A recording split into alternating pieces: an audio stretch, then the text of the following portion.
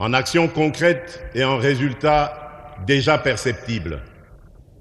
C'est donc en toute solennité et responsabilité que je m'adresse à vous aujourd'hui afin de dresser le bilan de l'année 2024.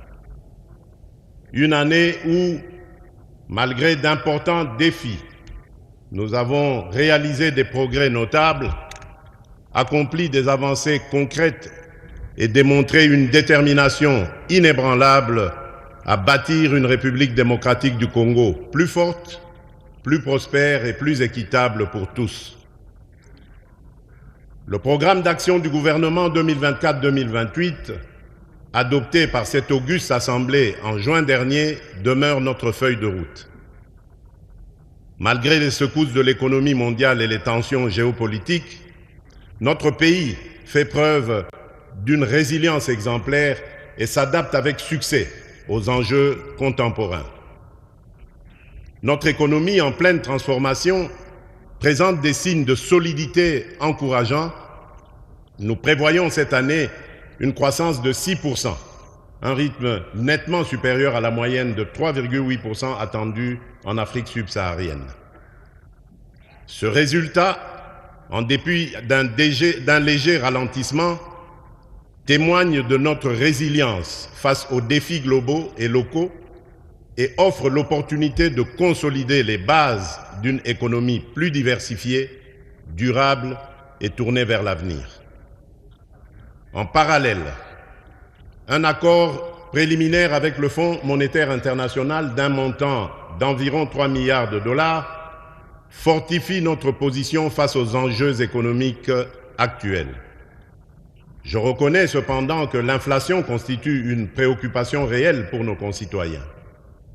Elle a dépassé au premier semestre le seuil annuel prévu de 11,3% en raison notamment de la hausse des tarifs de transport, hausse elle-même liée au rationnement des produits pétroliers ainsi que de l'augmentation du prix des denrées alimentaires et des boissons non alcoolisées.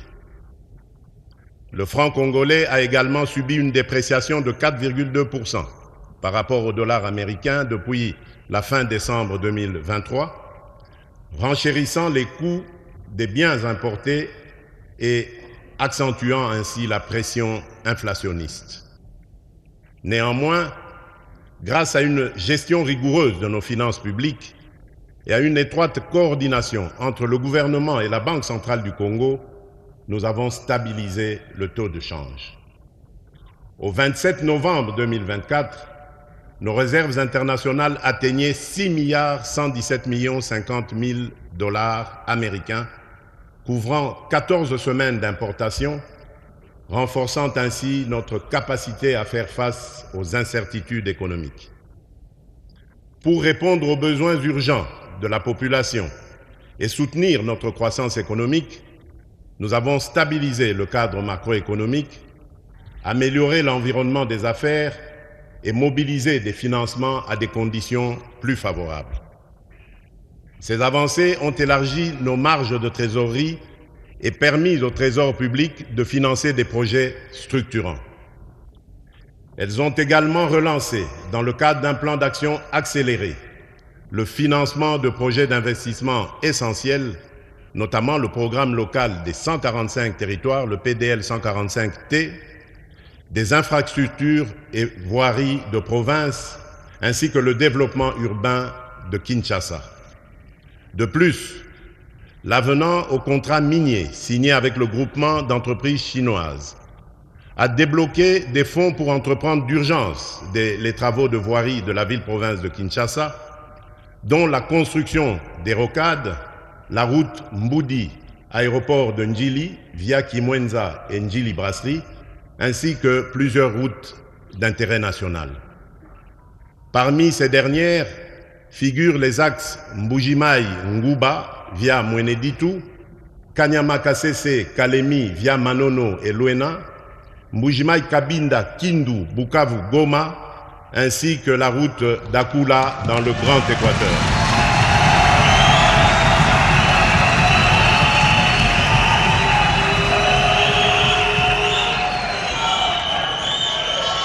Cet avenant qui augure la deuxième phase du programme Minerais contre infrastructures permettra de doter notre pays des infrastructures routières de près de 7000 km reliant le nord et le sud, ainsi que l'est et l'ouest du pays, en passant par la grande région du centre.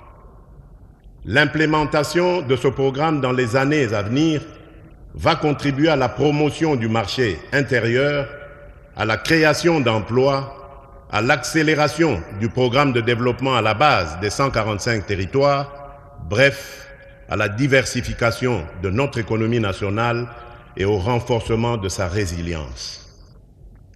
Mes très chers compatriotes, il est vrai que la question de la vie chère s'invite aujourd'hui sur la table des décideurs que nous sommes.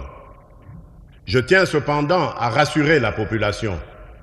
Dès la formation du gouvernement, après ma réélection, j'ai instruit la Première ministre de prendre des mesures urgentes pour protéger et renforcer le pouvoir d'achat des ménages. C'est dans cet élan que plusieurs mesures ont été prises, notamment la baisse des prix à la pompe, la stabilisation des prix des tarifs pétroliers et l'apurement des dettes des sociétés pétrolières. Concrètement, le jeudi 3 octobre 2024, dans la zone ouest, le litre d'essence est passé de 3 340 à 2 990,49 francs congolais.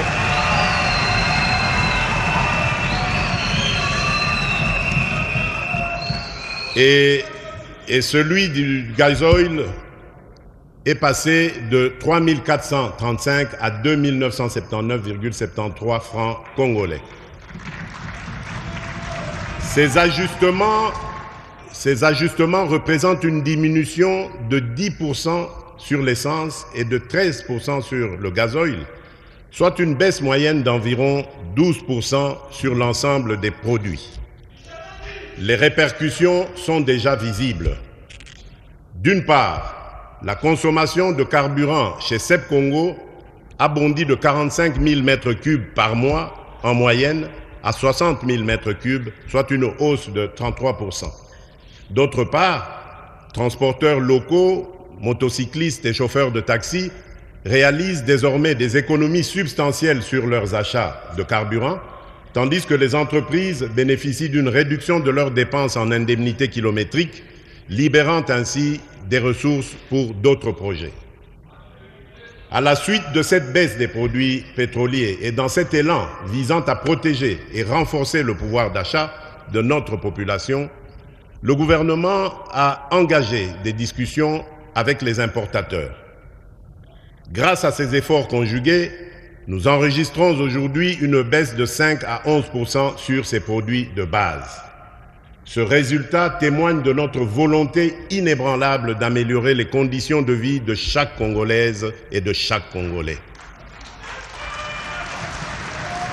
Par ailleurs, conscient du fait que notre pays ne produit pas de pétrole raffiné prêt à la consommation, j'ai instruit le gouvernement d'orienter sa politique d'approvisionnement vers les sources les plus avantageuses afin de garantir un accès durable et compétitif à l'énergie.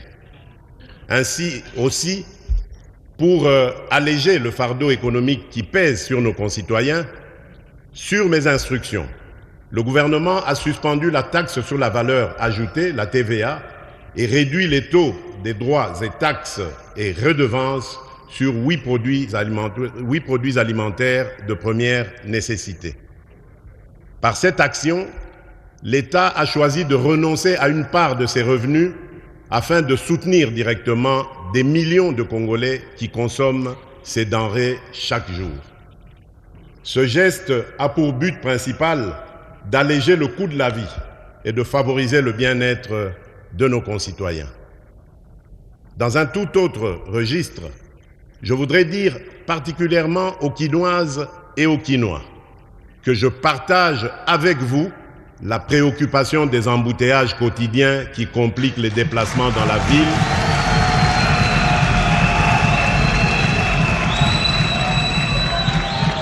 la préoccupation des embouteillages quotidiens qui compliquent les déplacements dans la ville et augmentent le coût de la vie pour nos concitoyens. j'ai instruit le gouvernement de procéder à une évaluation approfondie des mesures existantes et de proposer dans les jours à venir des améliorations ou ajustements significatifs pour remédier à cette situation.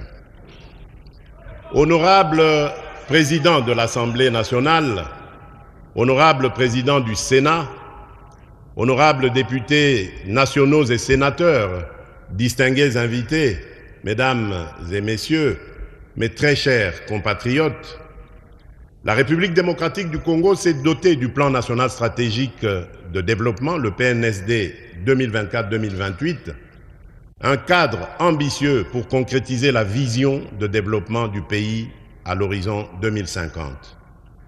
Cette vision repose sur la valorisation des immenses potentiels de nos secteurs extractifs et agricoles, avec pour objectif de bâtir une économie diversifiée, inclusive et résiliente. Au cœur de cette transformation, le secteur agricole joue un rôle central.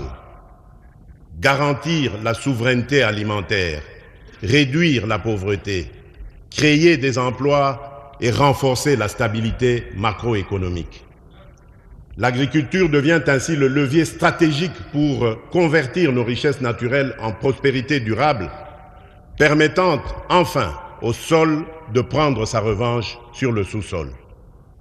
Malgré des atouts exceptionnels, près de 80 millions d'hectares de terres arables, une diversité climatique remarquable et l'un des réseaux hydrographiques les plus denses au monde, notre pays peine à révéler pleinement son potentiel agricole. Cette sous-exploitation se traduit par des faibles rendements et une dépendance excessive aux importations alimentaires chiffrée à plus de 3 milliards de dollars américains par an. Les conflits armés dans le nord Kivu, le sud Kivu, l'Ituri, le Mai-Ndombe, le Kwilu et le Kwango, combinés à l'accès limité au financement, aux intrants agricoles et à des infrastructures insuffisantes, entravent profondément les chaînes d'approvisionnement et la production locale. Pour faire face à ces défis, le gouvernement, dans le cadre du programme d'action 2024-2028, a mis en œuvre, dès 2024, des initiatives concrètes visant à redynamiser le secteur agricole. Celles-ci ciblent les producteurs locaux, ménages, coopératives et entrepreneurs afin d'accroître la productivité et de consolider la production nationale. En s'appuyant sur ces efforts, notre nation entend réduire sa dépendance alimentaire, renforcer sa souveraineté économique et faire de l'agriculture le levier d'une croissance inclusive et durable en parfaite harmonie avec les aspirations de la vision 2050. Dans notre détermination de mettre progressivement et efficacement fin à l'insécurité alimentaire à laquelle se trouvent exposés nombreux de nos compatriotes, après l'investiture du gouvernement, des efforts importants ont été déployés pour relever ces défis aussi bien dans le secteur agricole que celui de la pêche et de l'élevage. S'agissant de l'agriculture, pour la saison en cours lancée par le gouvernement, il importe de retenir que des agriculteurs ont bénéficié entre autres de 350 tracteurs pour la mécanisation et d'1,5 million de lots de matériel aratoire, de 5 millions de tonnes de semences, de 37 millions de mètres linéaires de boutures de manioc, de 500 tonnes de fertilisants minéraux et de 70 séchoirs à énergie solaire pour maïs. Pour faciliter la mobilité,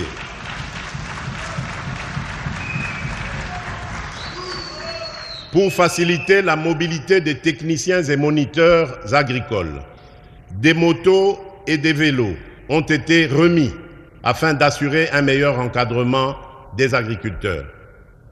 Des facilités à titre d'exonération ont été accordées à plus de 200 entreprises pour l'importation de matières agricoles.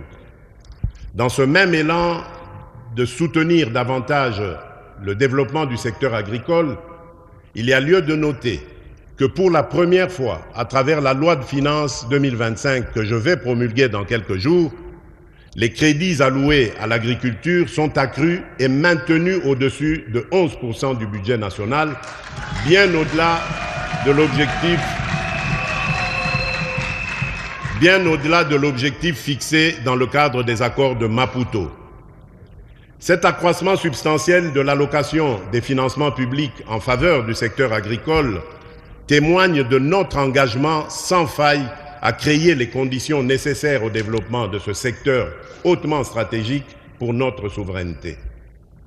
En octobre 2024, dans le cadre de notre coopération avec la Banque africaine de développement, nous avons lancé, par l'entremise du Fonds social de la République démocratique du Congo, le FSRDC, le programme de transformation de l'agriculture, le PTA-RDC, bénéficiant d'un financement de 6,6 milliards de dollars américains sur 10 ans. En outre, avec le soutien financier de la Banque mondiale, je salue la mise en place du Registre national des agriculteurs, l'opérationnalisation d'un système d'assurance agricole face aux risques récurrents, ainsi que l'appui offert à plus de 30 000 ménages agricoles en matière d'accès aux semences et aux équipements aratoires dans le cadre du Programme national de développement agricole, le PNDA. Honorable Président de l'Assemblée nationale, honorable Président du Sénat, honorables députés nationaux et sénateurs, distingués invités, mesdames et messieurs, mes très chers compatriotes, ces interventions mises en œuvre grâce aux ressources externes fournies par ces deux partenaires multilatéraux ainsi que d'autres acteurs, notamment les agences du système des Nations Unies et des partenaires bilatéraux, revêtent une importance cruciale. Elles répondent à la situation particulière de notre pays, en particulier dans les zones gravement affectées par les ravages des guerres et des conflits, ainsi que dans les provinces sévèrement touchées par l'insécurité alimentaire. Dans cette dynamique de redressement et de développement agricole, des initiatives concrètes et prometteuses sont en cours.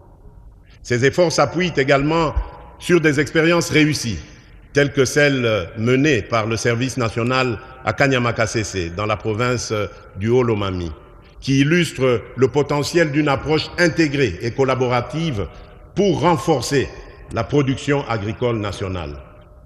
Lors de ma récente visite à Kanyamakasese, j'ai pu mesurer l'ampleur des progrès réalisés.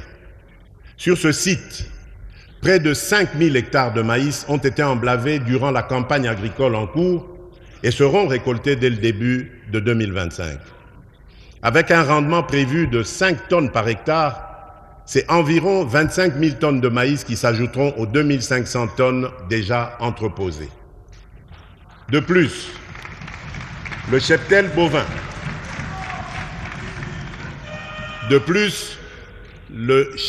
bovin du service national à Kanyamakasese, parti de 1000 bêtes, en compte aujourd'hui 5000, témoignant ainsi de l'essor remarquable de ce programme. Cette expérience exemplaire mérite une attention particulière. La duplication de ce modèle dans d'autres provinces, en étroite collaboration avec les gouvernements provinciaux, constitue une piste d'action prometteuse. Elle repose sur la valorisation des talents de nos compatriotes, autrefois marginalisés, mais aujourd'hui transformés en véritables bâtisseurs de la nation. Cette démarche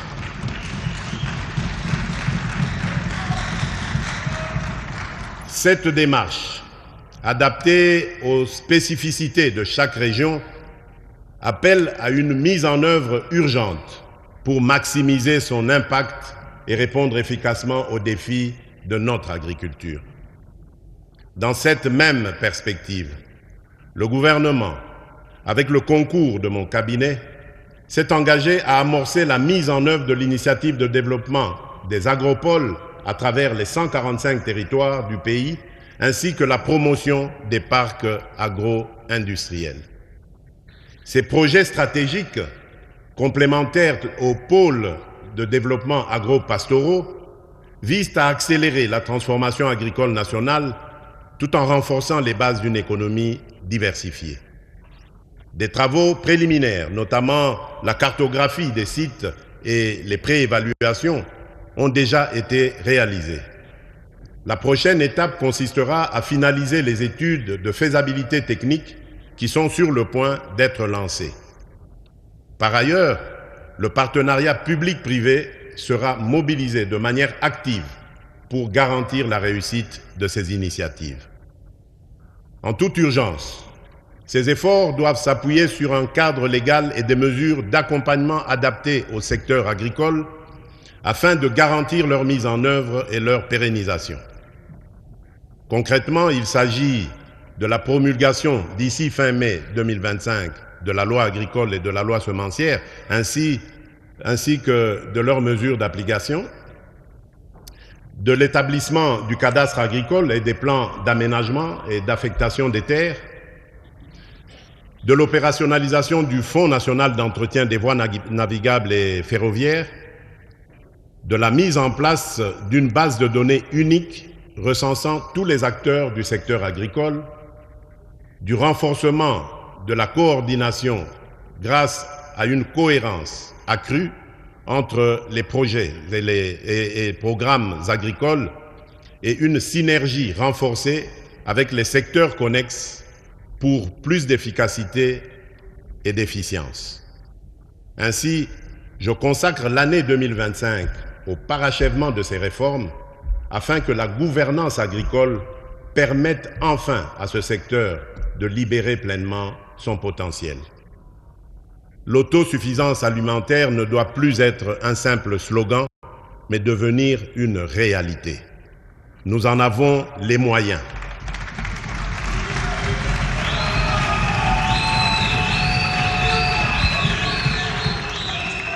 Conscient du rôle crucial de la pêche et de l'élevage dans la diversification de notre économie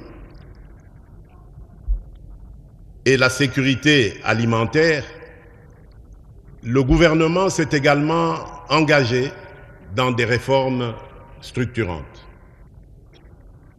Pour surmonter les obstacles qui freinent l'augmentation de la production animale et halieutique, le ministère de la Pêche et de l'Élevage a distribué intrants et équipements à des milliers de pêcheurs artisanaux, notamment dans les provinces de la Chopo, du Tanganyika et de Kinshasa, renforçant ainsi leur capacité productive. Poursuivant cette dynamique, le gouvernement a honoré ses engagements concernant l'acquisition de 8 bateaux de pêche industrielle. Les dernières formalités et ajustements techniques seront rapidement achevés afin de les mettre en service dans les meilleurs délais. De plus, pour relancer la filière avicole, un programme ambitieux a été adopté en octobre 2024, prévoyant le développement de 8 pôles à travers le pays. Ces pôles soutiendront les petits éleveurs, les fermes et les PME, consolidant la croissance de ce sous-secteur. Pour assurer la viabilité et maximiser l'impact de ces initiatives, je m'engage à allouer des ressources supplémentaires à l'encadrement, à la professionnalisation et à l'accompagnement des pêcheurs et des éleveurs.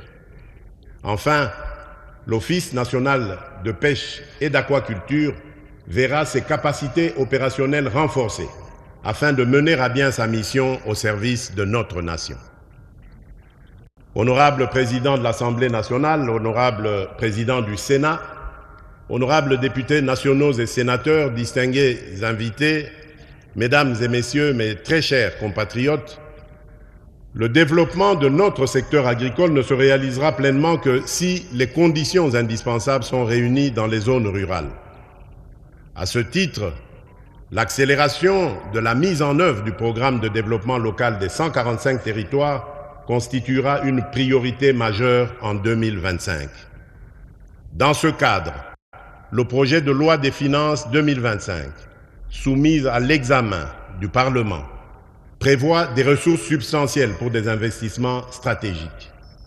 La construction de routes de desserte agricole dans le volet 2, l'installation de réseaux d'eau potable et de microcentrales photovoltaïques dans son volet 3, ainsi que l'aménagement de marchés modernes et d'espaces de vie dans son volet 5, tel que défini dans la composante 1 du dit programme. Par ailleurs, la composante 2 du même programme met l'accent sur le renforcement des économies rurales et des chaînes de valeur, afin d'améliorer la productivité, d'accroître les revenus des ménages et de consolider la sécurité alimentaire. L'aménagement des voies de desserte agricoles en désenclavant et en connectant les bassins de production jouera un rôle clé dans la dynamisation du secteur agricole et dans le bien-être des populations rurales. Pour l'année 2025, avec le gouvernement, je m'engage à réhabiliter 38 000 km de routes de desserte agricole prévues dans le PDL 145T et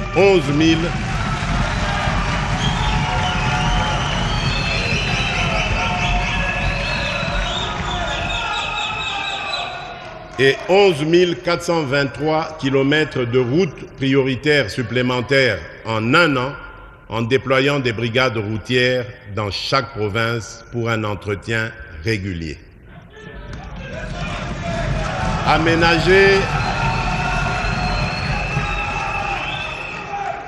Aménager 11 432 km de voies navigables destinées à la desserte agricole et construire des entrepôts portuaires adaptés.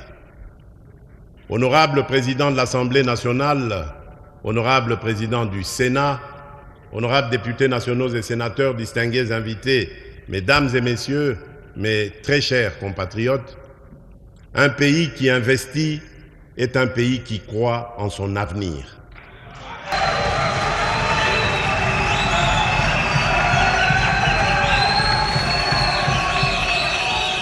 La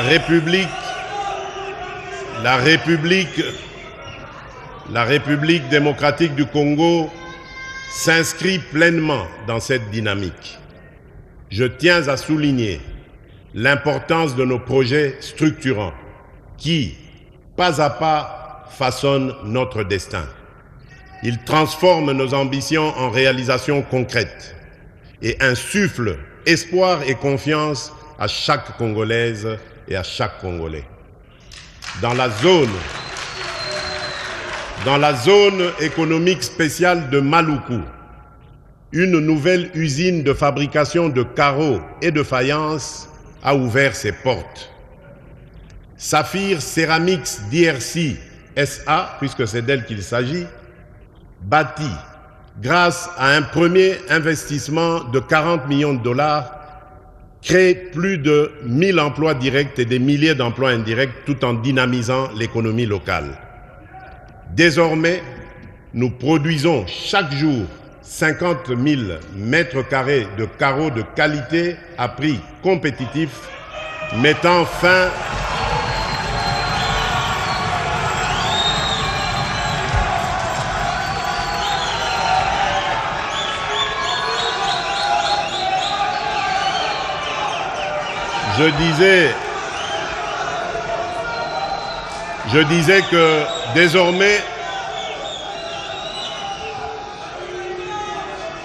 Je disais que désormais, nous produisons. D'accord. Désormais, nous produisons chaque jour 50 000 mètres carrés de carreaux de qualité à prix compétitif, mettant fin à l'importation et renforçant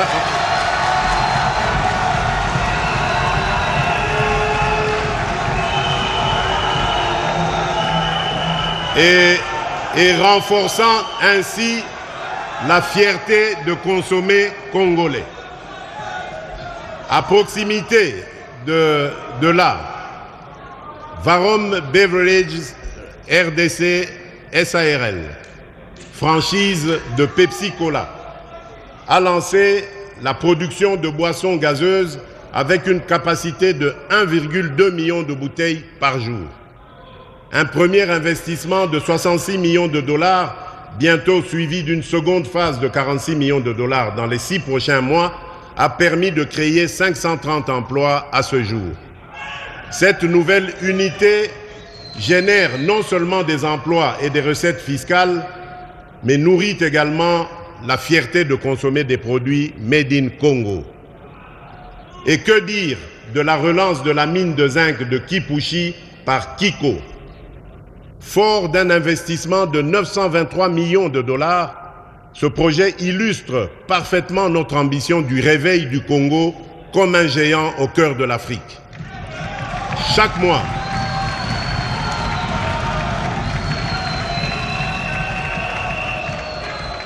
chaque mois, 45 000 tonnes de concentré de zinc sont produites, soit 540 000 tonnes par an, faisant de Kipushi la plus grande mine de zinc d'Afrique et l'une des plus modernes du monde. Plus de 900 emplois directs ont déjà été créés, avec une masse salariale annuelle avoisinant 48 millions de dollars, et des projets de transformation locale du zinc sont en cours, ajoutant encore plus de valeur et d'opportunités. Ce ne sont là que quelques exemples de projets qui fleurissent aux 4 coins du pays. Des routes, des ponts, des écoles, des hôpitaux, sans oublier la modernisation de nos aéroports, Bangboka aujourd'hui et bientôt Kolwezi, Mbujimai, Kananga, Bunia. Ainsi,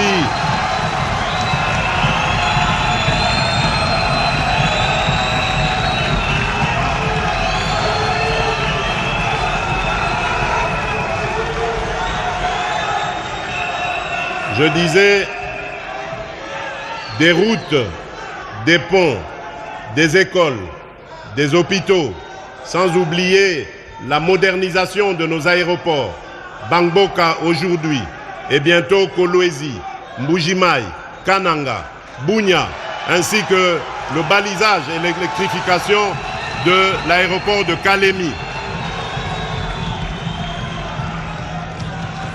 La République démocratique du Congo est un immense chantier, un pays en mouvement qui se construit un avenir radieux.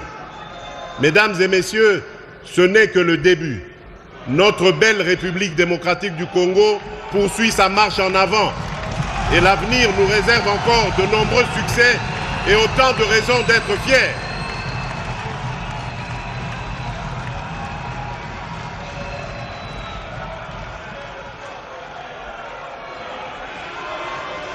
Par ailleurs, la redynamisation de nos entreprises du portefeuille est un impératif pour renforcer leur compétitivité et leur performance. C'est dans ce cadre que nous avons cette année adopté un programme de relance incluant la création d'Air Congo en partenariat avec Ethiopian Airlines, dans laquelle l'État congolais détient 51% des parts, ainsi que la reprise des activités de Congo Airways. En outre, la tenue des États généraux en cours permettra d'adopter des recommandations claires définissant la trajectoire pour relancer l'ensemble de nos entreprises étatiques. Honorable Président de l'Assemblée nationale, Honorable Président du Sénat, honorables députés nationaux et sénateurs, distingués invités, Mesdames et Messieurs, mes très chers compatriotes, la transformation et la diversification socio-économique de notre pays repose sur le développement d'infrastructures stratégiques dans des secteurs clés tels que les routes, les chemins de fer, le numérique et l'énergie. Dès le début de mon premier mandat, j'ai pris l'engagement de faire du numérique congolais un levier d'intégration et de bonne gouvernance, de croissance économique et de progrès social. Pour réduire la fracture numérique, principalement causée par un déficit d'investissement, nous avons mis en place des incitatifs financiers destinés à attirer davantage d'investisseurs dans le déploiement de la fibre optique. Par ailleurs, nous avons doté nos institutions d'un réseau propriétaire, garantissant une administration publique plus moderne et transparente.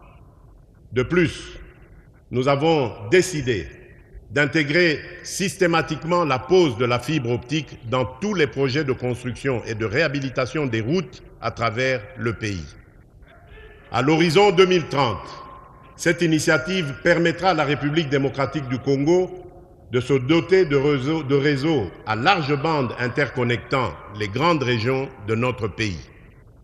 S'agissant de l'énergie, notre croissance économique durable exige un accès fiable, abordable et pérenne à cette ressource.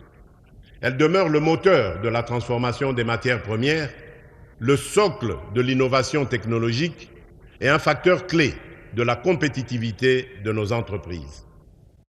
En 2024, nous avons franchi d'importantes étapes dans ce domaine. Parmi ces réalisations, nous retenons l'achèvement des travaux de réhabilitation du groupe G25 de la centrale hydroélectrique Dinga 2, qui devrait produire 1,2 million de mégawattheures supplémentaires, la poursuite de la mise en œuvre du plan directeur 2024-2028 de la SNEL SA, avec la réhabilitation de la ligne en courant continu Inga-Kolwezi, des stations de conversion et des parcs de production. À terme, la capacité de transit passera de 600 MW à 800 MW d'ici début 2025 et à 1105 MW d'ici 2028. La poursuite des travaux et d'extension de la centrale hydroélectrique de la Lungoudi par l'ajout d'un second module de 4 MW qui permettra d'augmenter la capacité de production de 2 MW à 6 MW d'ici octobre 2026, améliorant ainsi l'alimentation en électricité de la ville de Chikapa et l'accès à l'eau potable pour ses habitants. La finalisation des travaux d'électrification dans les localités de Maïdi, Ngeba, Malanga et Katogota ont permis de connecter de nouveaux foyers, transformant le quotidien de milliers de personnes. Les travaux d'installation de nouvelles cabines ainsi que ceux de la remise à niveau du poste de Funa vont permettre de densifier le réseau de la SNEL, impactant directement 62 758 ménages, soit plus de 500 000 personnes, et contribuant à réduire la consommation du bois énergie. Le programme de densification des réseaux électriques du secteur privé au nord et sud Kivu, malgré un contexte sécuritaire difficile dans les agglomérations de Butembo, Beni, Lubero, Rutshuru, Nyiragongo et Goma, a permis d'alimenter 26 000 ménages et petites et moyennes entreprises, soit environ 210 000 personnes. Le démarrage des travaux de réhabilitation sur les groupes G23, G24 et G26 de la centrale Dinga 2 permettra à terme de produire 2 millions de mégawattheures supplémentaires pour soutenir la demande croissante et améliorer la desserte. La mise en charge des lignes de transport et réseaux de distribution de la centrale de Tubi-Tubidi et la centrale de Mouvo pour l'électrification des villes et agglomérations de Boya, Miabi, Katende, Lusanga, Kabea-Kamwanga et amélioration de la desserte dans la ville de Mbujimaï, la mise en œuvre de 50 projets d'électrification rurale avec Anser, avec un budget à hauteur de 89 millions de dollars. Ces projets permettront de connecter plus de 47 400 ménages et d'alimenter des activités à usage productif d'énergie ainsi que d'autres activités économiques. 9 projets de construction de centrales solaires sont en cours d'exécution à Bongandanga, Bassankusu, la périphérie de Mbujimaï, la périphérie de Kananga, Uvira, Luebo, Chilenge, Katanda et Mweka. La fin des travaux est prévue pour cette fin d'année 2024. Une capacité de 13,7 MW crête va bénéficier à 205 500 ménages. 26 projets de construction de centrales solaires enregistrent des taux d'exécution appréciables et pourront être potentiellement livrés au premier et deuxième trimestre 2025. Ces projets sont localisés dans les territoires respectifs de Lusambo, de Ngandajika, de Lodja, de Lubao, de Kabeakamwanga, de Mweneditu, de Kabare, de Bulungu, de Kasongolunda, de Dibaya, de Kapanga, de Inongo, de Miabi, de Tchela, de Buta, de Walungu, la périphérie de Kinshasa, Masisi, Banalia, Kabinda, Luiza, Demba, Bondo, Walikale, Bosobolo et Idiofa.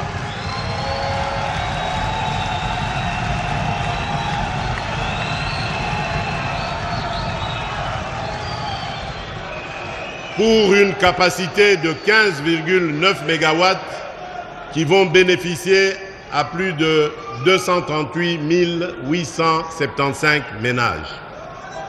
En matière de desserte en eau, le bilan de l'année 2024 est porteur de progrès significatifs. En milieu semi-urbain, les projets d'alimentation en eau potable et d'assainissement à Kasangulu, Lissala, Chikapa ont permis à près de 1,3 million de personnes d'accéder à des services essentiels. En milieu urbain, à Kinshasa, Lubumbashi et Matadi, les efforts déployés ont offert l'accès à l'eau potable à plus de 3,1 millions de personnes. À Kinshasa, la mise en service du module 2 de l'usine de traitement d'eau d'Ozone, avec une capacité de 110 000 m3 par jour, a permis d'étendre l'accès à l'eau potable à 1,8 million de personnes supplémentaires. Ces avancées marquent des étapes cruciales vers l'amélioration des conditions de vie de nos populations et renforcent notre engagement à garantir un accès équitable aux ressources essentielles. Honorable Président de l'Assemblée nationale, Honorable Président du Sénat, honorables députés et sénateurs, distingués invités, mesdames et messieurs, mes très chers compatriotes, la modernisation de la fonction publique demeure un pilier essentiel de nos réformes pour renforcer la gouvernance et améliorer l'efficacité de l'administration publique. C'est un enjeu crucial pour répondre aux attentes de nos citoyens et accompagner les priorités nationales. Un État fort et prospère repose sur des hommes et des femmes intègres, porteurs d'un sens élevé du devoir. La qualité de ses ressources humaines est le socle de son efficacité, car c'est à travers elles que l'État agit, inspire le respect et se rend utile. Je tiens à exprimer ma satisfaction pour les avancées réalisées depuis le début de mon premier mandat dans le domaine de l'administration et de la fonction publique. Parmi les progrès significatifs, je citerai l'identification biométrique des fonctionnaires, qui a permis pour la première fois dans l'histoire de notre pays de publier des annuaires alphabétiques et numériques des agents des services centraux et des divisions urbaines de Kinshasa. Cette initiative, qui s'étendra à toutes les catégories socio-professionnelles, vise une meilleure maîtrise des effectifs et de la masse salariale, tout en éliminant les doublons, les agents fictifs et les abus qui saignent nos finances publiques depuis des décennies. La rationalisation des services publics, avec la fixation progressive de cadres et structures organiques pour supprimer les chevauchements et les conflits d'attribution, optimisant ainsi leur fonctionnement, la fluidification des départs à la retraite, soutenue par un nouveau système de sécurité sociale attractif et efficace. Plus de 10 900 départs à la retraite ont été enregistrés durant le premier quinquennat, avec une programmation d'au moins 10 000 départs annuels. Cette démarche apporte dignité et reconnaissance aux anciens serviteurs de l'État. L'alignement des fonctionnaires non mécanisés, grâce auquel plus de 171 000 agents parfois en service depuis plusieurs décennies, ont été intégrés au système de paie. L'amélioration des conditions socio-professionnelles par le renforcement du dialogue, la discipline, la dématérialisation des procédures, les promotions en grade, la refonte du cadre juridique et l'amélioration progressive des salaires et des conditions de travail. Ces réformes traduisent notre engagement à bâtir une administration structurée, capable d'offrir des services publics de qualité.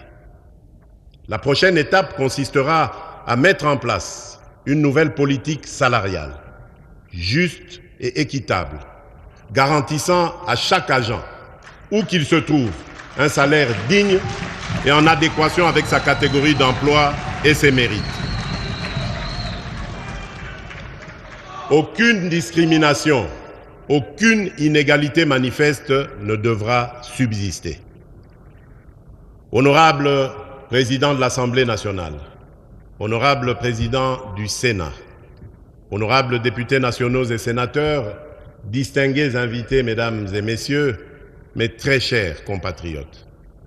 Depuis le lancement officiel de la couverture santé universelle, le 5 septembre 2023, avec un premier paquet de soins consacré à la gratuité de la prise en charge des femmes enceintes et des nouveau-nés, le gouvernement a poursuivi sa mise en œuvre en 2024. À l'aide de fonds propres et du soutien de partenaires, près de 57 millions de dollars ont été alloués pour démarrer ce programme à Kinshasa et dans le Congo central. Grâce à un financement supplémentaire de 73 millions de dollars obtenu via la restructuration du programme multisectoriel de nutrition et de santé, appuyé par la Banque mondiale, le programme a été étendu à 11 autres provinces, couvrant désormais une grande partie du pays. La revue de la première année de gratuité des accouchements révèle des résultats très encourageants. Plus de 1,3 million de femmes ont bénéficié de ces services dans 4 300 établissements de soins, tandis que 1155 structures ont été équipées et 454 000 enfants malnutris ont été pris en charge. Ces efforts ont entraîné une baisse de la mortalité néonatale et une augmentation de l'espérance de vie des Congolais. À ce jour, la gratuité des accouchements est effective dans 13 provinces, avec une extension prévue à l'ensemble des provinces en 2025. Parallèlement, des mesures sont en cours pour assurer la prise en charge des soins de santé des agents publics et de leurs familles avant fin 2025. En outre, le gouvernement a entrepris la digitalisation du système de santé avec le déploiement des kits informatiques dans plus de 300 établissements ainsi que la mise en place du registre social RSU pour identifier les personnes économiquement vulnérables. Ce projet, en phase pilote, a déjà enregistré 413 341 personnes, soit 78 739 ménages dans 6 provinces, avec une cible supplémentaire de 31 500 ménages vulnérables dans la commune de Limete à Kinshasa. Enfin, des réformes ont été lancées pour améliorer la couverture sociale, renforcer le rôle du Fonds social de promotion et de services sociaux, afin de répondre efficacement aux besoins des groupes vulnérables en assurant une réponse humanitaire coordonnée et flexible. En dehors du pilier prestation des soins, nous avons mis l'accent sur le pilier construction, réhabilitation et rénovation de nos centres de santé et hôpitaux afin d'y accueillir dignement nos populations.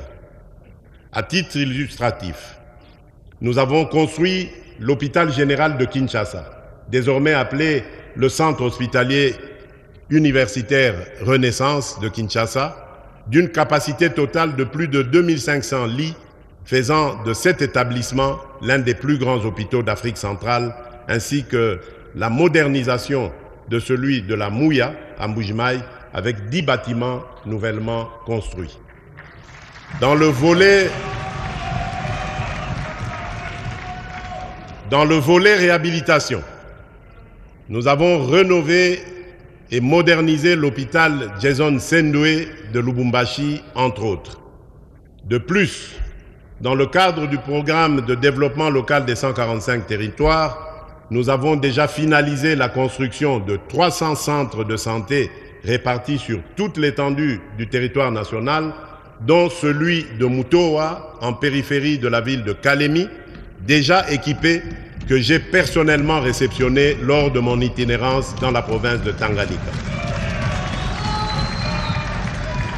Honorables députés nationaux et sénateurs, Mesdames et Messieurs, dans le cadre des efforts visant à garantir un accès équitable aux soins, une attention particulière est accordée aux personnes vivant avec handicap afin d'assurer leur inclusion et leur droit à des services de santé adaptés et de qualité. Le soutien à cette catégorie de la population constitue un engagement majeur du gouvernement. Cette année, des réformes légales et réglementaires ont été mises en œuvre pour promouvoir leurs droits, notamment avec la création d'un secrétariat général leur dédié.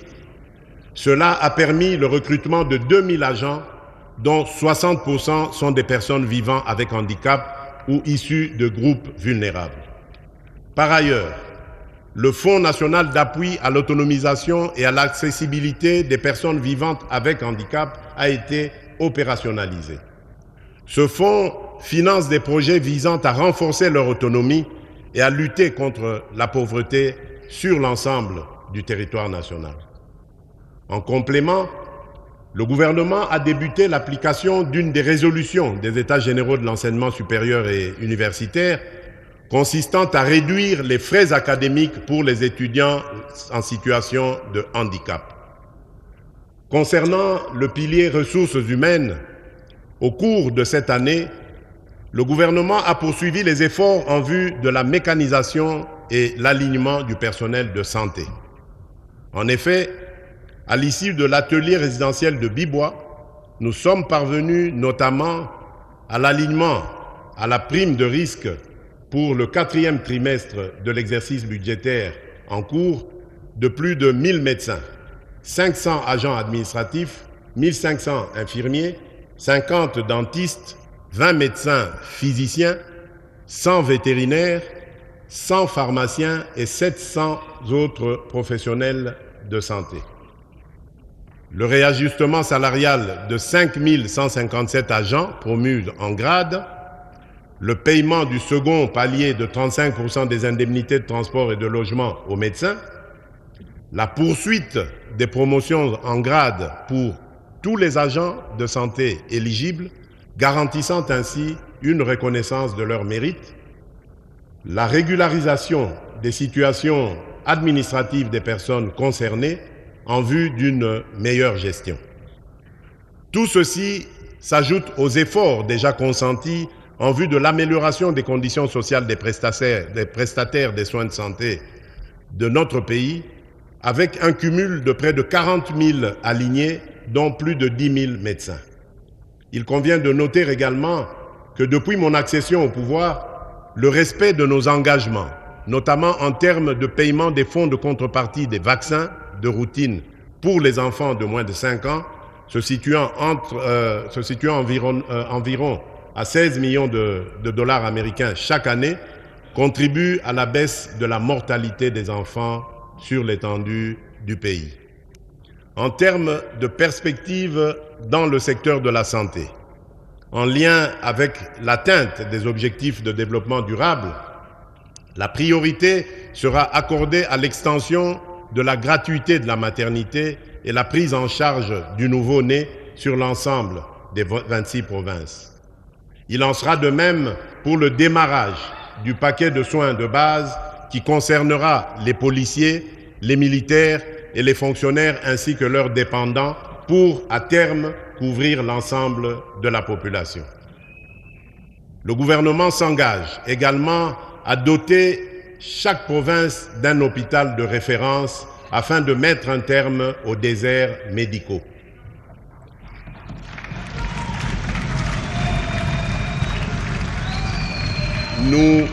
Nous poursuivrons nos efforts sans relâche pour construire un système de santé robuste et résilient, apte à prévenir, préparer et répondre efficacement aux grandes endémies et épidémies telles que le Mpox, le choléra, la tuberculose, le VIH-Sida, le paludisme, les fièvres hémorragiques virales, les infections respiratoires et plus récemment une maladie inconnue affectant la province du Kwango.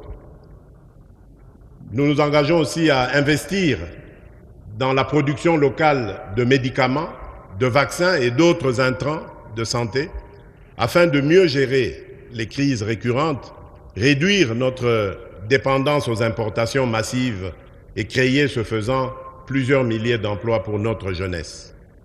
Toujours dans le registre de prise en charge, nous avons initié le projet d'appui au bien-être alternatif des enfants et jeunes impliqués dans la chaîne d'approvisionnement du cobalt, le PABEA Cobalt, dans les provinces du Haut-Katanga et du Lualaba. Ce projet vise à éradiquer la présence et le travail des enfants dans les mines artisanales de cobalt.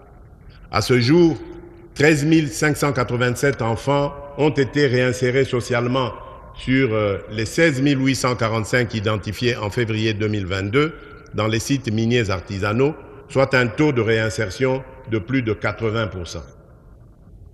Honorable Président de l'Assemblée nationale, Honorable Président du Sénat, Honorables députés nationaux et sénateurs, distingués invités, Mesdames et Messieurs, mes très chers compatriotes, au-delà des préoccupations liées à la santé, la préservation de l'environnement s'impose comme une priorité stratégique indispensable à la qualité de vie des populations et à la pérennité des ressources naturelles. Les forêts, la biodiversité, les ressources minérales et hydriques figurent parmi les principaux atouts naturels de notre pays, conférant ainsi à la République démocratique du Congo un positionnement économique et géopolitique unique face aux crises environnementales mondiales. La gestion durable de ces ressources, en réponse aux engagements internationaux, représente un impératif pour assurer le bien-être des populations actuelles et des générations futures. La nécessité de convertir ce potentiel en richesse réelle appelle à des efforts accrus et à l'abandon d'une vision limitée aux seules potentialités. Dans cette optique, des réformes significatives ont été engagées, notamment l'organisation des États généraux des forêts, dont les conclusions serviront de base à l'élaboration d'une politique forestière nationale et à l'actualisation du Code forestier. Parallèlement, un processus d'élaboration d'un plan stratégique pour la gestion durable des tourbières a été lancé, visant à protéger cette ressource naturelle tout en générant des bénéfices pour le pays. En outre, le projet de création d'une aire protégée communautaire de plus d'un demi-million de kilomètres carrés, dénommé Couloir vert Kivu-Kinshasa, marque un engagement supplémentaire en faveur de la conservation. Destinée à devenir la plus vaste aire protégée au monde, ce couloir vert contribue aux objectifs internationaux tels que l'initiative 30x30 et le défi de Bonn. Ce couloir vise à préserver et à restaurer les forêts tropicales humides, les tourbières et d'autres écosystèmes cruciaux, tout en favorisant l'agriculture de conservation, indispensable à la résilience climatique et au développement durable. Tout en saluant les différentes initiatives en cours, j'appelle le gouvernement à accélérer la mise en œuvre des réformes engagées en vue de doter notre pays des meilleurs instruments juridiques, institutionnels, politiques ainsi que des normes environnementales indispensables à la gestion responsable de nos écosystèmes. Honorables députés nationaux et sénateurs, Mesdames et Messieurs, lors de la COP29 sur le climat tenue à Bakou en Azerbaïdjan, les pays développés ont pris l'engagement de mobiliser annuellement d'ici 2035 300 milliards de dollars américains pour financer des initiatives climatiques dans les pays en développement. Pour permettre aux pays de tirer pleinement parti de ces financements, des réformes structurelles s'avèrent indispensable. L'amélioration de la capacité d'absorption des financements climatiques passe notamment par une évaluation et une actualisation rapide de la contribution déterminée au niveau national, la CDN, afin de mieux identifier les besoins en adaptation au changement climatique et de diversifier les sources de financement disponibles. La mobilisation effective du secteur privé constitue également une priorité stratégique incontournable. À cet effet, la République démocratique du Congo est appelée à initier des réformes visant à mettre en place des mécanismes stratégiques et juridiques pour la gestion des risques climatiques et le verdissement du système financier congolais. Ces efforts incluent la traçabilité budgétaire des financements climatiques ainsi qu'une participation active à la structuration et à la régulation du marché du carbone qui devient une nécessité absolue. Par ailleurs, le renforcement du cadre de coordination et d'orientation de l'aide au développement ainsi que de la finance climatique figure parmi les priorités majeures du gouvernement pour l'année 2025. Ces initiatives visent à aligner les ambitions climatiques du pays avec les opportunités de financement international, tout en assurant une gestion durable et transparente des ressources mobilisées dans la continuité des efforts pour préserver l'environnement et garantir un développement durable. La gestion des déchets émerge comme un enjeu central nécessitant des actions concrètes pour réduire leur impact sur les écosystèmes et améliorer les conditions de vie des populations. Ainsi, depuis le mois d'août dernier, nous avons lancé le programme de gestion des déchets d'équipements électriques, électroniques et pneumatiques, le DEEP, pour financer les opérations d'assainissement à travers le pays, grâce à la perception de l'éco-contribution auprès de tous les importateurs de ces types d'équipements vers notre pays. La réussite de ces multiples efforts ne pourra être possible que dans une perspective de collaboration interinstitutionnelle avec le renforcement du partenariat public-privé. Ceci nous permettra d'assurer la valorisation à grande échelle de ces déchets et de créer ainsi un modèle d'économie circulaire dans notre pays. Dans cette optique, le gouvernement a décidé d'accorder des facilités fiscales et parafiscales à certaines sociétés qui opèrent dans le secteur des déchets plastiques à Kinshasa. Parallèlement aux défis environnementaux, l'éducation nationale reste un pilier fondamental pour le développement socio-économique, en formant les générations futures et en renforçant les capacités humaines nécessaires à la transformation du pays. Honorables députés nationaux et sénateurs, mesdames et messieurs, comme vous le savez, j'avais fait de la gratuité de l'enseignement primaire une des principales priorités de mon premier mandat. Au cours des dernières années, nous avons réalisé des avancées significatives.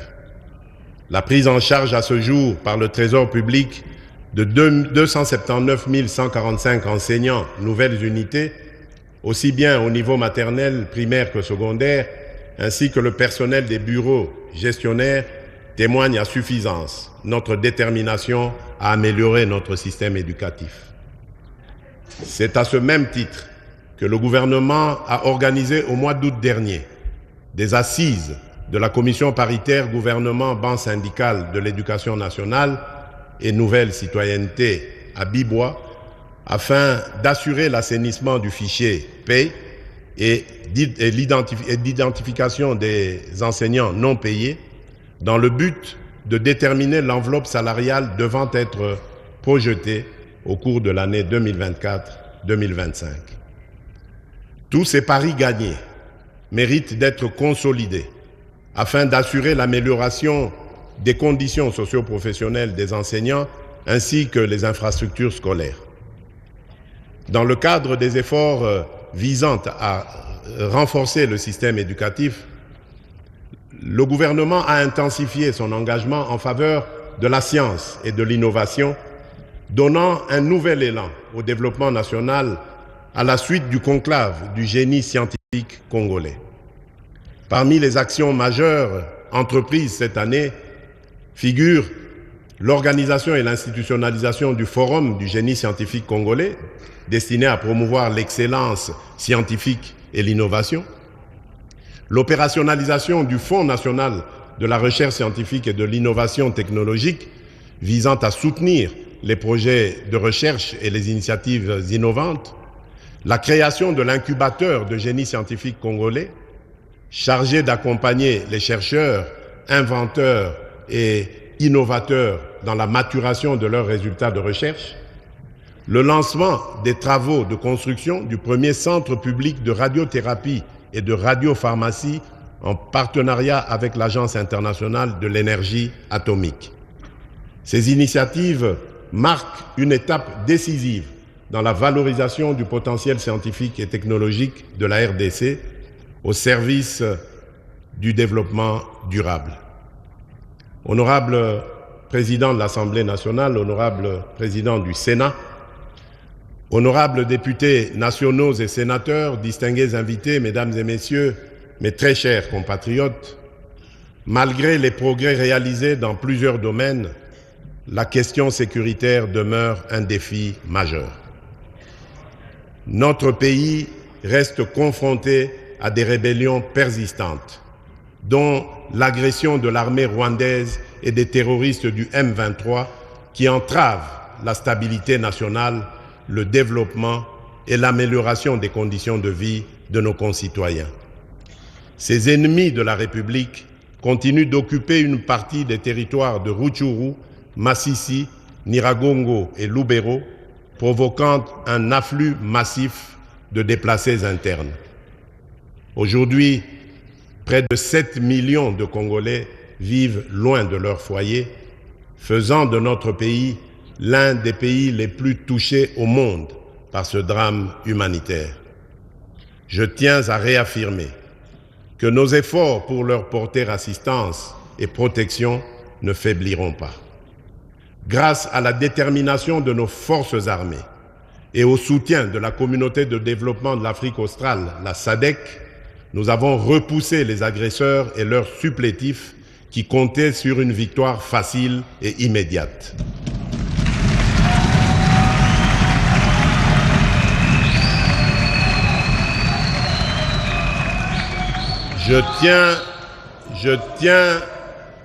Je tiens à exprimer ma profonde gratitude au président João Manuel Gonçalves Lourenço de la République d'Angola pour son engagement résolu en tant que médiateur dans la quête de la paix à l'est de notre pays. Je remercie également la SADC qui vient de renouveler d'une année le mandat de sa mission en République démocratique du Congo, la SAMI d'IRC, témoignant ainsi de son attachement aux principes de sécurité collective et de son appui dans le processus de pacification. L'opérationnalisation du plan de programmation militaire lancé l'an dernier et poursuivi cette année rendra nos forces armées plus efficaces sur le terrain. J'ai la conviction que cette approche contribuera à rétablir définitivement la paix et à préserver l'intégrité territoriale de notre nation. C'est ici l'occasion de saluer la mémoire de nos vaillants militaires, des forces de résistance, les Wazalendo, et des soldats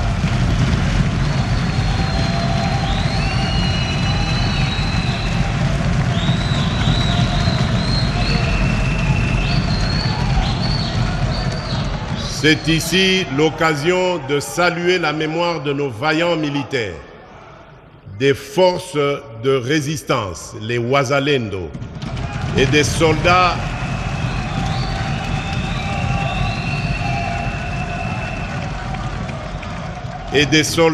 de pays amis tombés pour défendre l'intégrité de notre territoire, ainsi que celle de tous nos compatriotes injustement fauchés par la guerre, la violence, la maladie ou les calamités naturelles.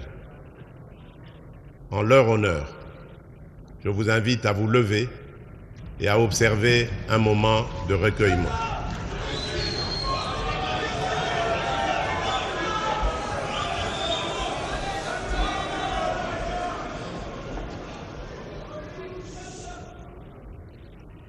Merci.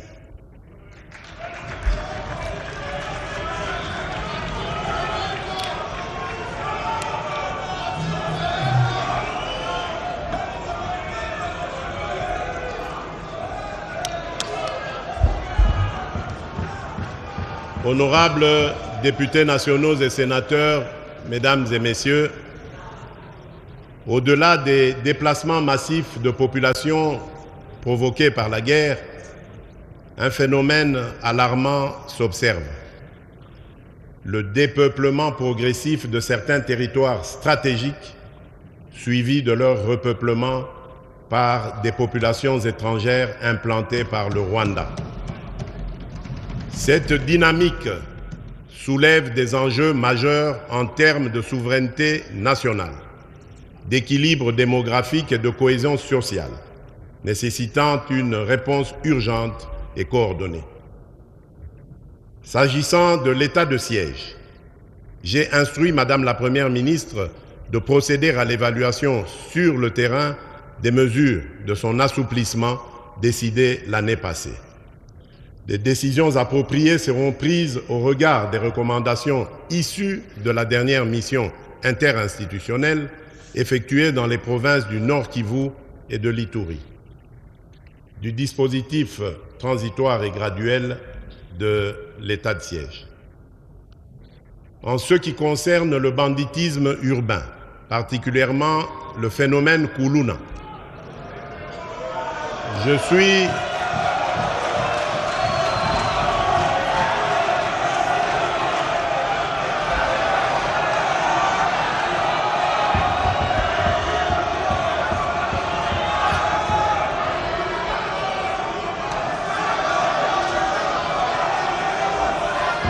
En ce qui concerne le banditisme urbain, particulièrement le phénomène Kuluna, je suis fermement convaincu que, outre le renforcement des moyens des services de sécurité, il est essentiel d'adopter rapidement des mécanismes efficaces de réinsertion pour les jeunes désœuvrés.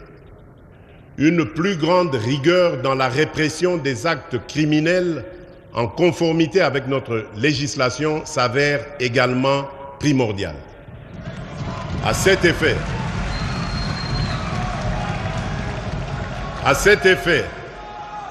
le gouvernement a lancé le processus de dotation en matériel roulant à la police nationale et aux administrations et aux administrateurs de territoire pour leur itinérance. Aussi, dans le cadre de la participation directe des citoyens à la gouvernance sécuritaire, il a été mis en place des comités locaux et provinciaux de sécurité.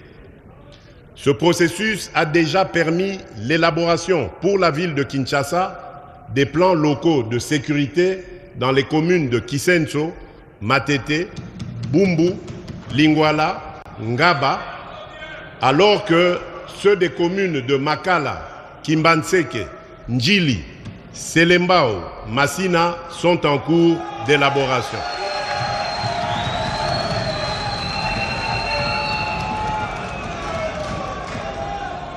Il en sera de même pour les autres villes de la République. Une expérience inspirante a été mise en œuvre à Kanyamakasese, où les Kuluna ont été transformés en bâtisseurs. Au lieu de les considérer uniquement comme des criminels, le gouvernement a choisi d'engager ces jeunes dans des projets de développement communautaire. En les intégrant dans des initiatives constructives, nous avons non seulement réduit la criminalité, mais également redonné un sens à leur vie en leur offrant des opportunités de travail et de réinsertion sociale. Toutefois, l'État restera intraitable face à ceux qui tourneront le dos aux opportunités de réinsertion sociale offertes. Face à eux, la loi s'appliquera dans toute sa rigueur. Honorables députés nationaux et sénateurs, honorables députés nationaux et sénateurs, mesdames et messieurs, s'agissant toujours de la question de la sécurité, il est essentiel de relever particulièrement que le domaine des affaires coutumières, l'une des sources non négligeables de certains conflits susceptibles de générer de l'insécurité à grande échelle, doit aussi attirer l'attention du gouvernement. Au cours de l'année écoulée, le gouvernement a entrepris plusieurs initiatives pour assainir ce secteur afin d'anticiper sur les conflits. Parmi ces initiatives, on peut noter le lancement d'une vaste opération pour résorber les crises nées des litiges d'origine coutumière. Une politique nationale de prévention et de règlement des conflits coutumiers a été validée le 13 octobre 2024, marquant le début des réformes importantes, y compris le renouvellement des commissions consultatives de règlement des conflits coutumiers à travers le pays. La tenue des audiences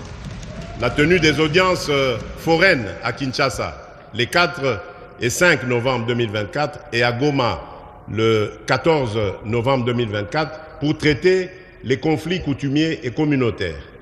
Ces initiatives se poursuivront dans d'autres provinces par le ministère en charge de la question. Les activités de médiation et de réconciliation menées à ce jour dans les provinces du Sud Kivu, du Mai-Ndombe, de la Chopo et du Tanganyika, en vue de pacifier les zones touchées par des conflits intercommunautaires. La certification des entités coutumières pour contribuer à la régulation de leur administration et à la mise en place de données fiables pour la gestion de ce secteur. La reconnaissance des chefs coutumiers par la signature d'arrêtés ministériels collectifs en vue de renforcer la sécurité juridique et rétablir l'autorité de l'État. Le projet pilote de reconnaissance et régularisation de plus de 350 chefs coutumiers au Haut-Ouélé, envoyant un signal fort aux autres provinces sur l'engagement du gouvernement à toucher toutes les entités coutumières, la protection et la promotion des droits des peuples autochtones qui demeurent une priorité dans notre programme. Les affaires coutumières sont un pilier de notre société et un vecteur de paix. En renforçant le rôle des chefs coutumiers et en améliorant la gestion des affaires coutumières, nous contribuerons à la stabilité de notre pays et à la cohésion de nos communautés. Mes chers compatriotes, autant avec l'arrivée des éleveurs Mbororo dans le Haut-Ouélé en quête de pâturage, qu'avec les diverses communautés ethniques dont regorge notre pays, le contrôle des terres est un problème qui a engendré des tensions entre les communautés locales, exacerbées par des conflits liés aux ressources et des actes de pillage. Pour répondre à cette situation, le gouvernement a initié plusieurs actions, notamment le dialogue intercommunautaire, le renforcement de la sécurité, la mise en place de programmes d'intégration, la sensibilisation aux droits et devoirs. Ces mesures visent à apaiser les tensions et à instaurer une coexistence durable entre les communautés visiteuses et les populations locales, tout en garantissant la sécurité et l'équité pour toutes les parties concernées.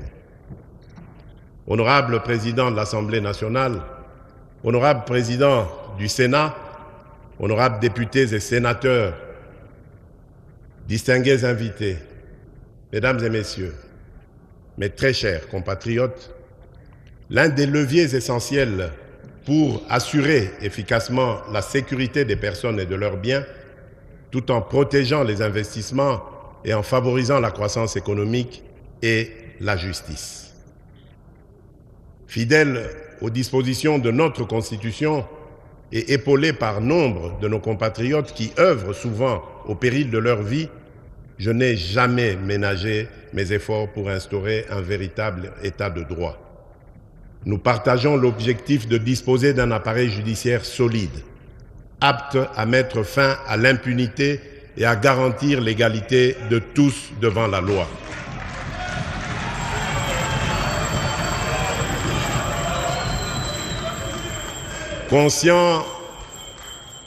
Conscient des défis qui freinent encore le bon fonctionnement du système judiciaire, nous avons engagé des actions concrètes. Après le recrutement par voie de concours de 5000 nouveaux magistrats, civils et militaires, un premier contingent de 2500 a déjà été nommé, formé et déployé.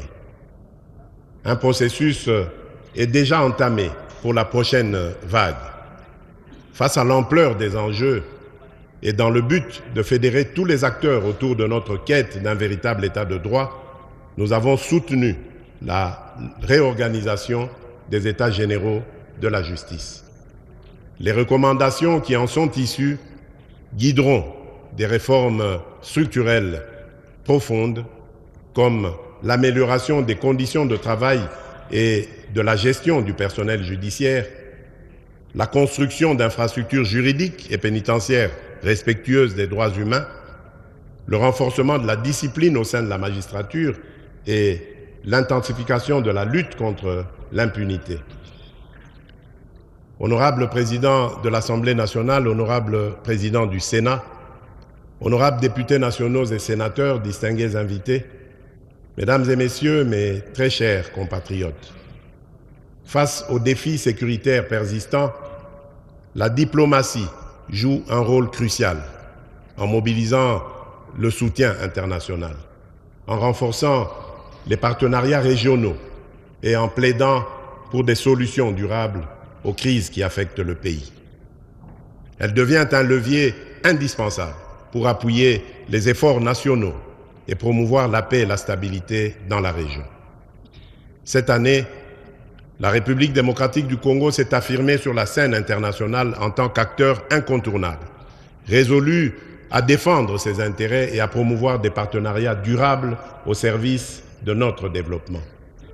L'année 2024 a été marquée par des avancées diplomatiques majeures pour la direction du président Félix Tshisekedi, excusez mon humilité.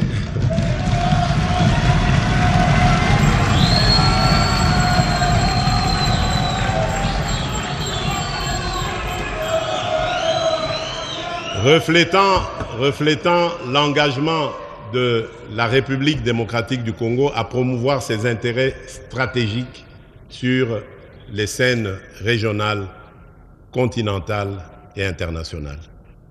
Notre élection au Conseil des droits de l'homme des Nations Unies, suivie de notre candidature imminente au Conseil de sécurité comme membre non permanent, témoigne de la reconnaissance internationale de notre engagement pour la paix et les droits humains et nous offre une tribune privilégiée pour promouvoir et défendre les droits humains.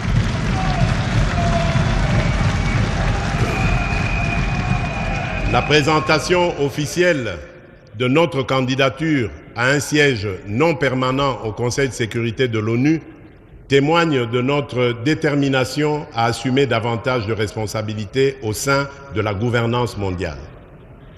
Notre adhésion au Conseil de paix et de sécurité de l'Union africaine a renforcé la position stratégique de la République démocratique du Congo dans la résolution des conflits africains.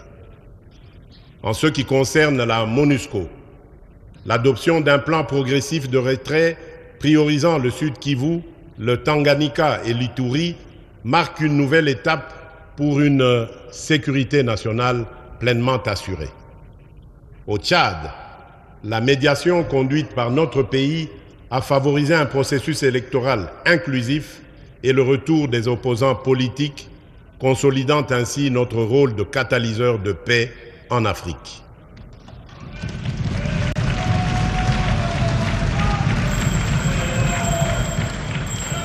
Par ailleurs, notre participation au Forum sur la coopération sino-africaine, le FOCAC, s'est traduite par la signature d'accords clés avec la Chine, touchant notamment les infrastructures, l'énergie et les mines, tout en veillant à une exploitation équilibrée de nos ressources stratégiques, en particulier le cobalt et le cuivre.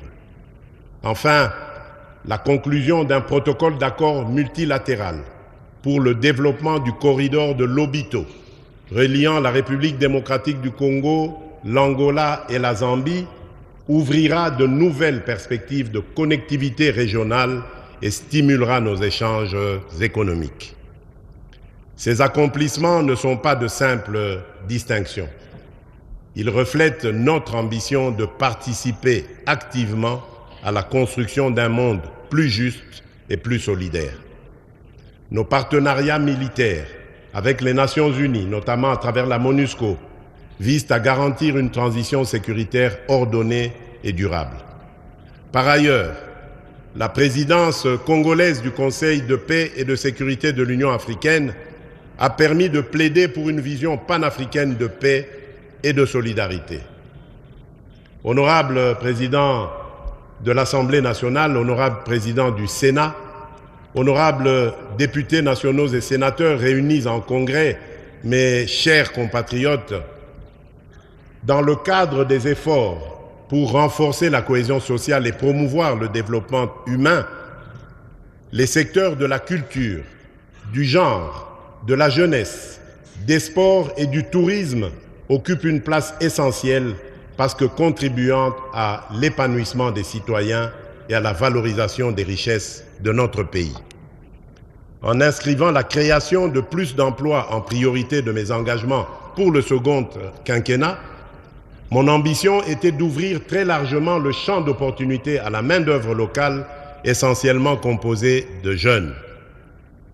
Pour ainsi atteindre ce noble objectif, de nombreuses initiatives courageuses et des actions encourageantes ont été entreprises en faveur de la jeunesse à travers l'action du gouvernement.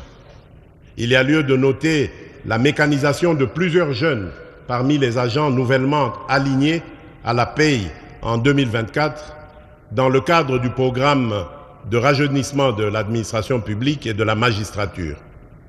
Conscient du rôle que doit jouer davantage cette jeunesse en faveur du développement de notre pays et au regard des enjeux de l'heure, j'avais résolu de requalifier les attributions du ministère lui dédiées en ministère de la jeunesse et de l'éveil patriotique.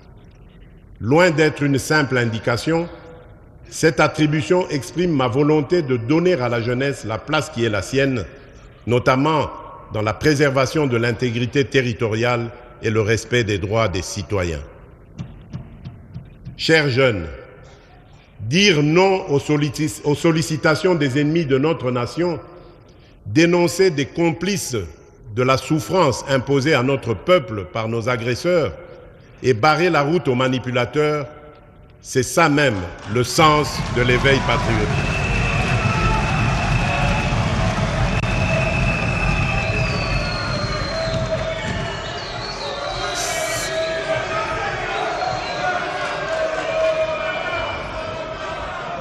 Chers jeunes, dire non aux sollicitations des ennemis de notre nation, dénoncer les complices de la souffrance imposée à notre peuple par nos agresseurs et barrer la route aux manipulateurs, c'est ça même le sens de l'éveil patriotique. Cette année est aussi celle qui nous a servi, au-delà des contraintes, à accentuer notre engagement pour l'éducation des jeunes à travers le sport. Ainsi, pour activer le réveil du sport congolais, plusieurs disciplines ont reçu le soutien du gouvernement central et de la population en général, donnant une énergie supplémentaire aux athlètes qui composent nos équipes nationales et nos clubs. Comment ne pas évoquer les exploits sportifs de nos équipes nationales, de nos clubs, de nos compatriotes porte-étendards du pays sur l'échiquier national et international qui se sont distingués, autant par leur réussite collective que leur performance individuelle, faisant briller les couleurs de notre drapeau national.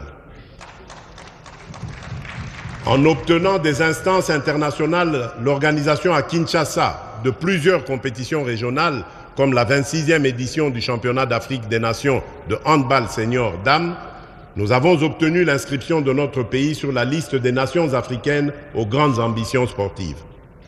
Pour assumer ces ambitions, nous avons poursuivi cette année les travaux de construction et de réhabilitation des infrastructures sportives dans quelques provinces du pays.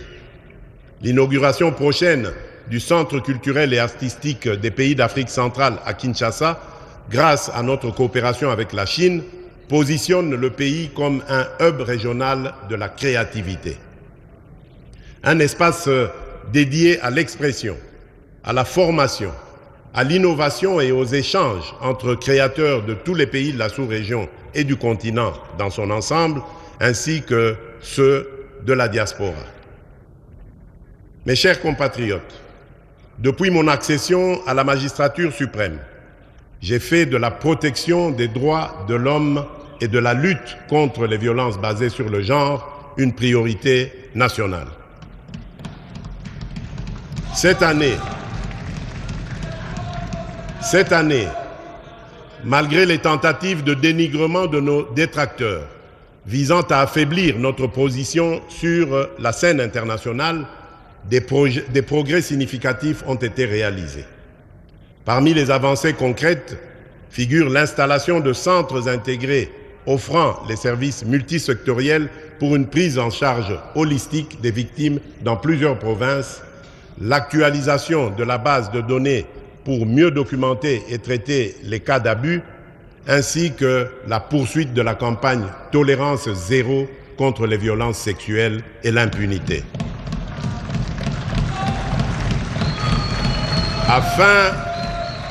Afin de renforcer le cadre normatif en matière de justice transitionnelle, conformément à nos engagements internationaux, 3 documents majeurs ont été transmis au gouvernement pour examen. Il s'agit de l'avant-projet de loi portant principes fondamentaux relatifs à la justice transitionnelle en République démocratique du Congo, de l'avant-projet de loi organique modifiant et complétant la loi organique numéro 13/011B du 11 avril 2013 relative à l'organisation, au fonctionnement et aux compétences des juridictions de l'ordre judiciaire. Il s'agit enfin du projet de politique nationale sur la justice transitionnelle. Ces actions traduisent notre détermination à bâtir une société où les droits de chacun sont protégés et respectés. À propos de l'agenda de la résolution 1325 du Conseil de sécurité des Nations Unies sur les femmes, la paix et la sécurité, il est important de signifier que la République démocratique du Congo vient de finir l'élaboration du plan d'action national de la 3e génération qui constitue la mise en œuvre de la dite résolution. Ce plan d'action intègre un nouveau pilier sur les conflits émergents dus notamment aux catastrophes naturelles et au blanchiment de capitaux. Honorables députés nationaux et sénateurs, mesdames et messieurs, notre action sur le front étatique représente une avancée majeure pour la République démocratique du Congo. Trop longtemps, notre histoire a été racontée à travers les prismes de la guerre et de la souffrance. Aujourd'hui, nous affirmons notre droit à écrire notre propre récit, celui d'un peuple résilient, talentueux, riche de sa diversité et de ses innombrables opportunités. Nos médias, tant publics que privés, seront pleinement mobilisés pour accomplir cette mission. Le processus de modernisation entamé par la radio-télévision nationale congolaise et l'Agence congolaise de presse se poursuivra et s'étendra à toutes les 26 provinces de notre pays. Par ailleurs, avec le réseau national de télécommunications par satellite, le RENATELSAT. Nous finaliserons la transition vers la télévision numérique terrestre, ouvrant ainsi une nouvelle ère de diffusion moderne et accessible à tous. Nous devons continuer à investir dans notre jeunesse, en lui enseignant les fondamentaux qui façonnent notre nation, le patriotisme, la richesse de notre patrimoine culturel et la conscience de nos potentialités. Ce sont ces jeunes,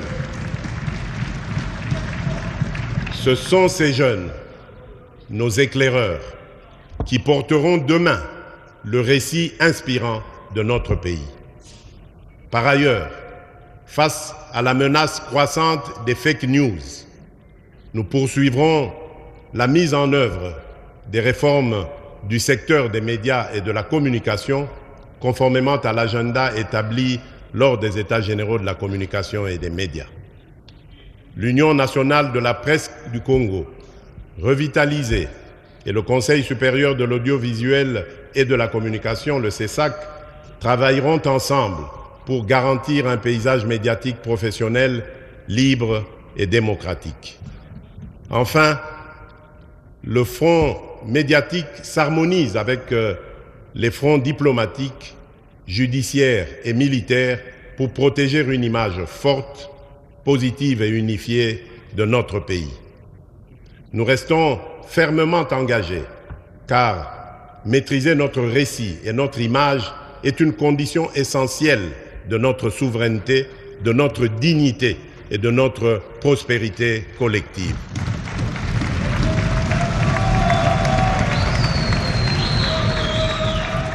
Honorable Président de l'Assemblée nationale, honorable Président du Sénat, honorables députés nationaux et sénateurs réunis en congrès, mes chers compatriotes, pour terminer ce discours sur l'état de notre nation, je dois rappeler que cette première année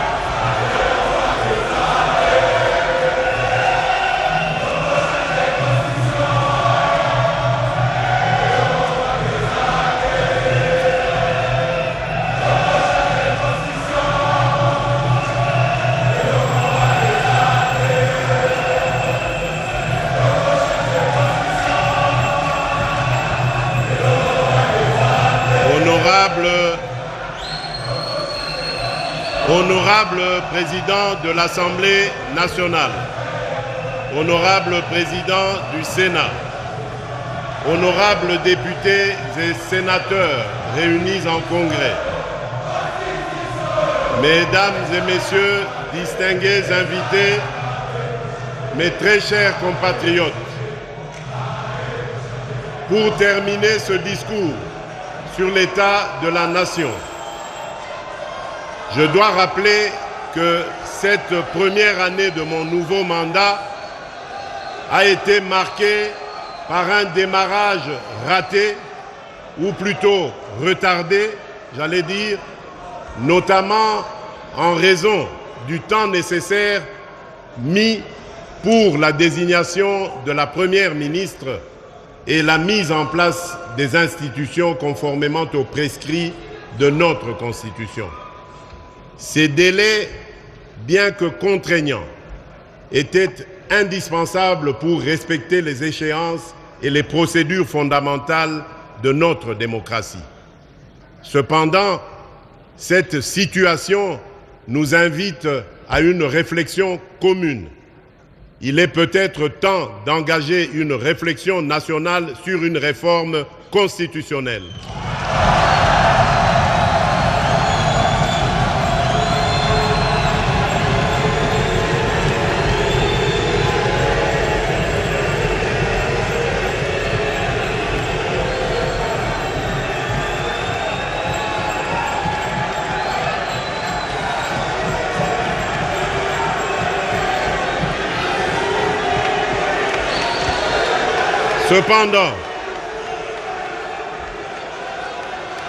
Cependant, cette situation nous invite à une réflexion commune. S'il vous plaît, silence s'il vous plaît. Cependant, cette situation nous invite à une réflexion commune. Il est peut-être temps d'engager une réflexion nationale sur une réforme constitutionnelle afin d'éliminer les failles qui ralentissent le fonctionnement de notre appareil étatique.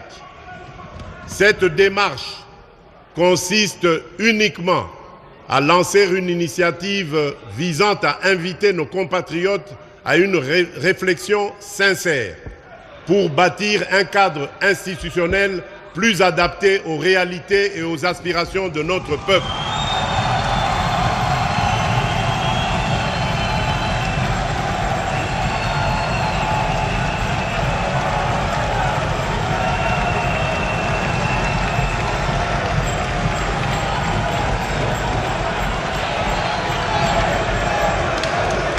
Je reste convaincu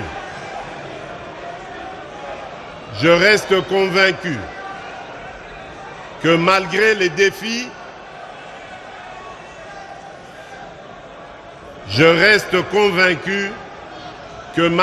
défis, unis, nous pouvons transformer nos potentialités en richesses réelles, nos faiblesses en force et notre diversité en un facteur de cohésion.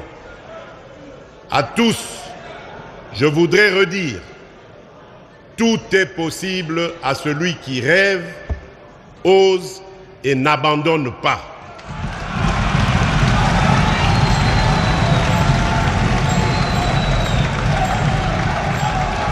C'est dans cet esprit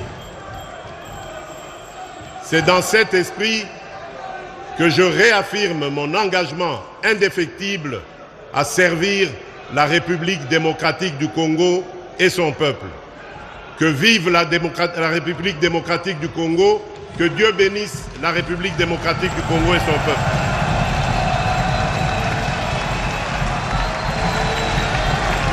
Voilà, très chers téléspectateurs, un discours magistral du garant de la nation, garant du bon fonctionnement des institutions, le président de la République, le chef de l'État Félix-Antoine Tshisekedi Tshilombo. Discours commencé à 12h10 et le discours se termine à 13h05. Chef de l'État, au balcon, nous vous demandons quelques instants de silence.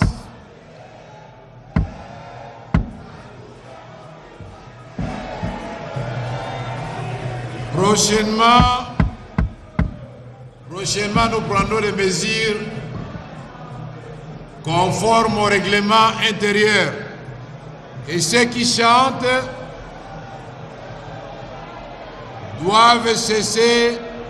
Le moment est solennel. Nous devons clôturer en beauté